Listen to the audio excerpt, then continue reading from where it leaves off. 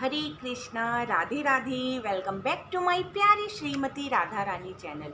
तो हम इसमें पढ़ रहे हैं प्रभुपाद लीलामृत भाग 1, अध्याय है हमारा 29, असीम अवसर और सीमित समय। तो चलिए चलते हैं अपने अध्याय की तरफ। क्या है इसमें खास? तो ये है मर्टियल की बात, अगस्त 1967।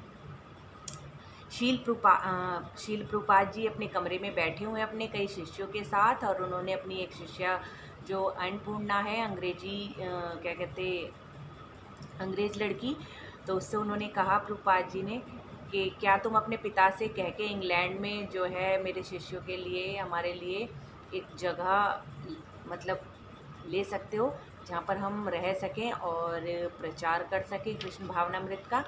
तो उसने बताया कि पहले उसके पिता ने हाँ कर दिया था और अब उसके पिता मना कर रहे हैं कि वो उसकी इस चीज़ के लिए कोई भी मदद नहीं कर सकेंगे। तो प्रभुपाद जी थोड़े से उदास हुए, निराश हुए, पर उन्होंने कहा कि हम सब कुछ जो है कृष्ण पर छोड़ देते हैं। प्रभुपाद जी अब जो है विचारों में डूबे बैठे रहे, क्योंकि इंग्लैंड में उनके रुकने के लिए कोई भी जगह नहीं हो पा रही थी।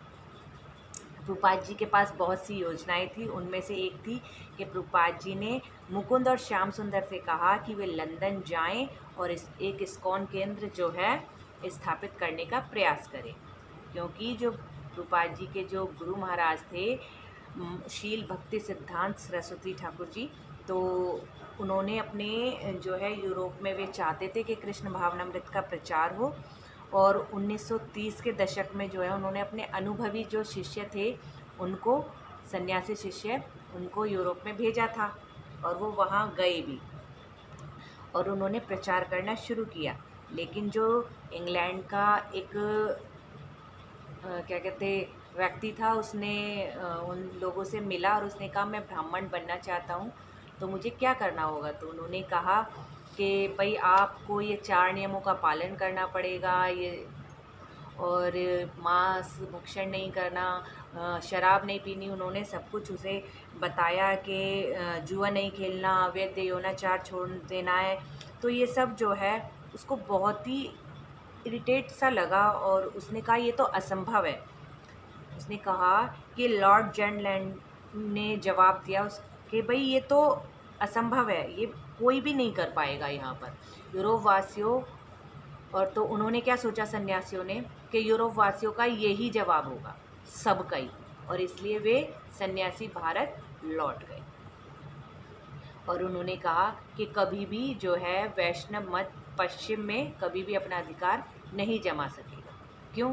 क्योंकि यहाँ पे सभी की एक ही धारणा है, तो इसलिए वे लोग ये चीज़ें नहीं कर पाएंगे और यहाँ पे कृष्ण भावनामृत का प्रचार नहीं हो पाएगा। लेकिन प्रभुपाद जी को अपने शिष्यों पर विश्वास था कि वे यूरोप में एक इस्कॉन का केंद्र जो है खोल लेंगे। इसलिए उन्होंने प्रभुपाद जी ने 3 दंपतियों को यूरोप में भेजने का निश्चय किया। और 3 दंपतियाँ कौन सी थी? मुकुंद, जानकी, श्याम सुंदर, मालती, उनके साथ उनकी छोटी बच्ची सरस्वती, गुरुदास, यमुना। तो इन लोगों को जो है प्रभुपाद जी ने चुना कि वे वहाँ पर जाएं लंदन और वहाँ प्रचार करें, इस्कॉन केंद्र खोलें। तो उन लोगों से जब कहा तो उन्होंने कहा कि हम इतने लायक तो नहीं हैं, लेकिन हमारे गुरु महाराज हमसे कह रहे हैं तो वे कोशिश करेंगे।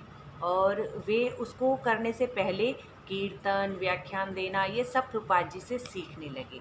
और मर्टियल में 2 सप्ताह बिताने के बाद लंदन के लिए तैयार दल प्रभुपाद से अंतिम बार मिलने आया।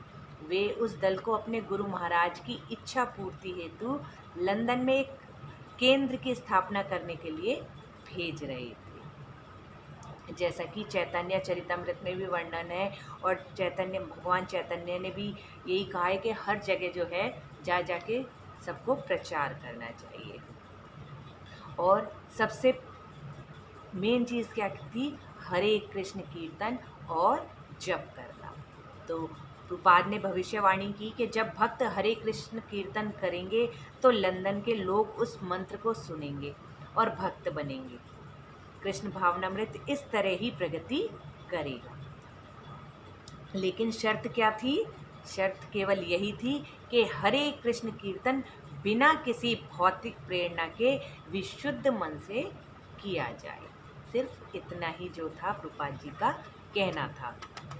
और ये सुनकर जो शिष्य उनसे प्रेरणा लेकर जा रहे थे, उनमें एक अजीब सी दौड़ लहर पड़ी।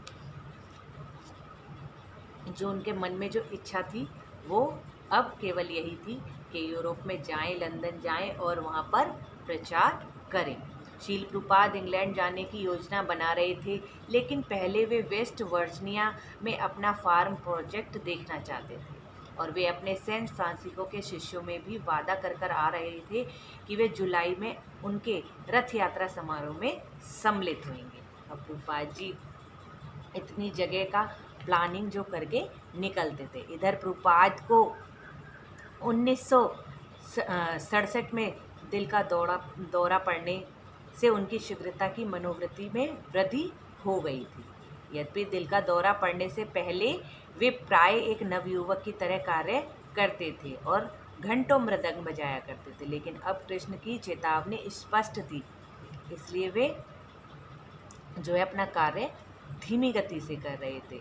किंतु उनके शिष्यों ने प्रार्थना की थी कि हमारे गुरु ने अपना कार्य पूरा नहीं किया है, कृपा करके उनकी रक्षा करें, इसलिए कृष्ण ने उन्हें बचा लिया था। और इसी तरीके से वे अमेरिका जाते समय जहाज़ पर उनके हृदय की गति जब लगभग बंद हो गई थी, तब भी कृष्ण ने उनका जीवन बचा लिया था। ऐसे बचते बचाते और कृष्ण के और खिंचते हुए और सबको कृष्ण से जोड़ते हुए प्रभुपाद अपने जो है कृष्ण भावनामृत के प्रचार को फैला रहे थे।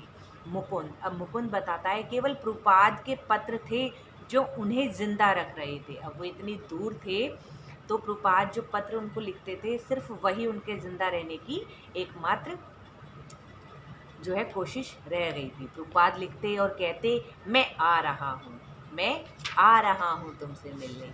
तो ये सब चीज़ें जो हैं प्रभुपाद जी उनका हौसला बढ़ाने के लिए लिखते। और क्योंकि प्रभुपाद जी हर जगह, ऐसा नहीं था कि प्रभुपाद जी ने अपने शिष्य बनाए, कहीं भेजा और फिर उनकी खोज खबर नहीं ली। प्रभुपाद जी हमेशा कहीं भी अपने शिष्यों को भेजते थे तो पत्रों के ज़रिए उनसे जुड़े रहते थे, ताकि उनके जो भक्त हैं उनका मनोबल कम ना हो।